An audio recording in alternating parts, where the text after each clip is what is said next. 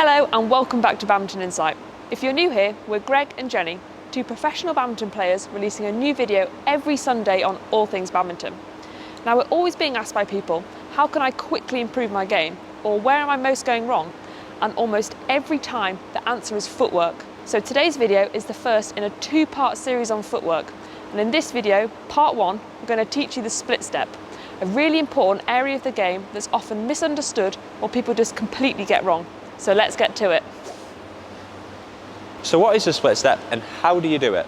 Well, this is widely debated and so often taught wrong by coaches and in coaching manuals. Many people call it a preparation jump, but it's not a jump. It's an explosive movement which enables you to change direction quickly and move with speed to wherever your opponent is hitting to. And it's really important to note that it's an anticipation movement performed just before your opponent is hitting the shot to prepare yourself to move in the direction you think the shuttle is going, so that by the time you know where the shuttle is going, you've already initiated the movement to get there. So you want to start with your feet slightly wider than shoulder width apart, and you then perform a quick drop like this, slightly widening your legs. And as you land from this movement, you want to keep your knees bent and your legs loaded, and use this energy to spring back and push off in any direction. And this is the benefit of a split step. Keeping your legs bent also lowers your centre of gravity, which really helps your speed and control of your movement. A common mistake we see is people trying to do this split step with their legs too straight. Just look how little movement, let alone explosive movement, I could do with my legs straight. And we'll get onto some more common mistakes in just a moment. Your body weight should also be leaning forwards onto the balls of your feet, not on your heels like this. And this is so you're quick to push off.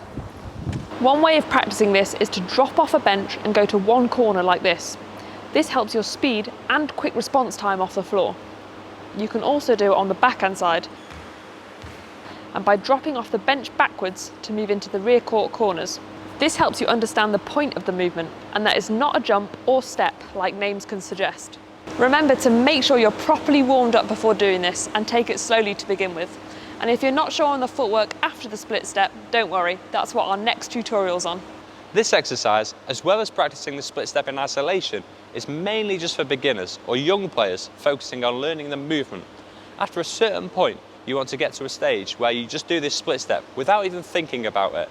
It's almost ingrained into your game, like changing grips quickly is. So in reality, you should be practicing this split step every time you're on court, as you do it before every single shot you play. For example, in this rally, Jenny does a split step movement of some sort before every shot, even though it will look slightly different every time. And she's definitely not thinking about doing it every time. It's ingrained into her movement through lots of practice over the years.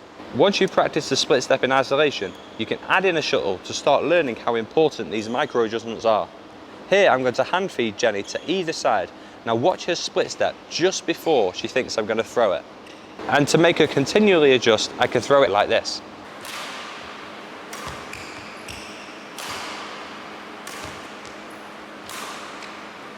Now getting slightly more advanced, you don't actually always want to split step with your feet just side by side like this.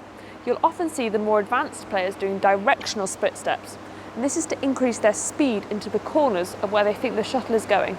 The direction in which you split your feet, either racket foot in front or non-racket foot in front, determines which way you think you'll be moving. An exercise you can do to practice this directional split step is to throw a shuttle down to a player. They block it to the net and you play a net shot off this shot. You can repeat this to get used to the movement.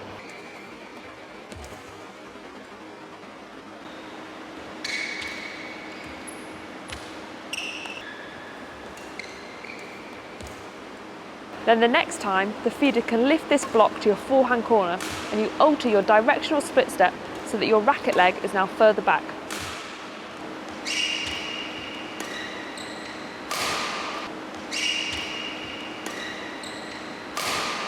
And then after this, you can feed it randomly like this.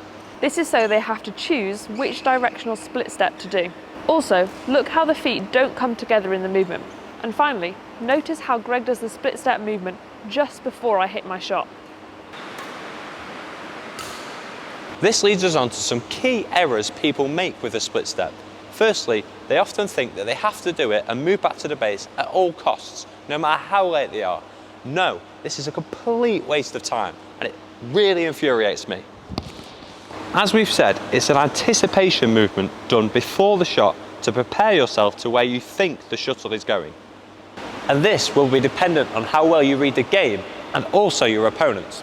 For example, if you notice that your opponent always lifts cross from their forehand corner, then you might split this way after playing a shot to the net and not this way, which you would usually do. Splitting this way, as we'll show, will mean that you can get back to the shuttle quicker and also play a better shot. As opposed to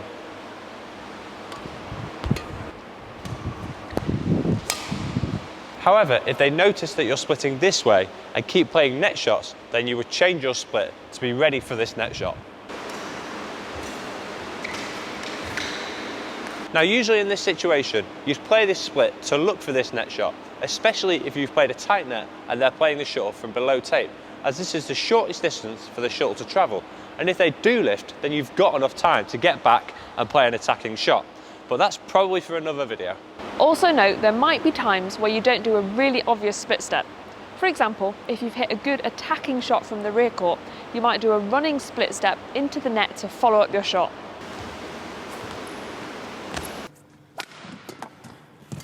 Now, if you do this split step too soon, you'll have to wait to see where the shuttle is going before you can move.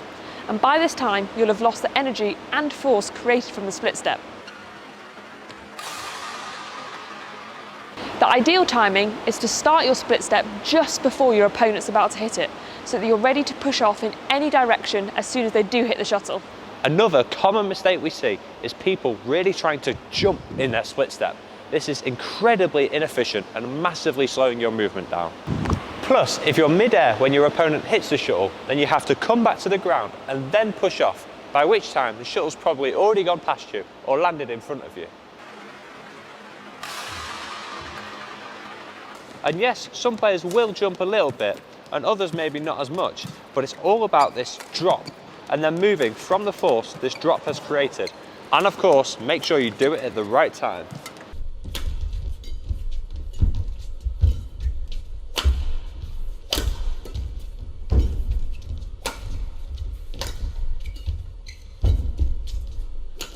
And lastly, where we also see a lot of people go wrong is having their stance too narrow or too wide, and this really limits your efficiency when you're moving in any direction on the court.